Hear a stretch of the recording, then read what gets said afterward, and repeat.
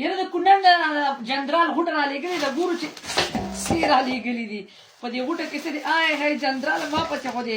غندلې رالېږلې دي خو تا په دې غندلو کې دا کږه مولۍ ولې پټه کړې ده جنراله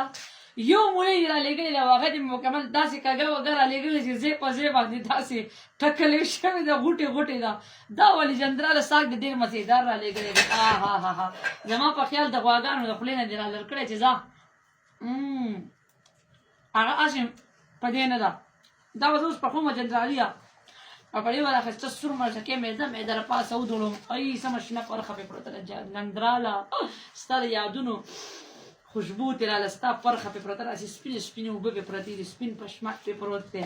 خو خبرې په دې کړم چې دا مولۍ دې پکې په منځ کې یوه پټه کړې ده د دې مطلب څه دی چې ته پکې دا مولۍ داسې په منځ کې پټه کړې وه هغه هم ټوله کږه ده کونې هم کږه ده او سر هم کوږ دی او سمه چوپړه ده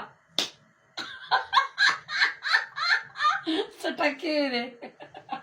دا به زه نن په ډېره کې پخوم په دې څاک کې بوی خو یې ښایسته دی ښه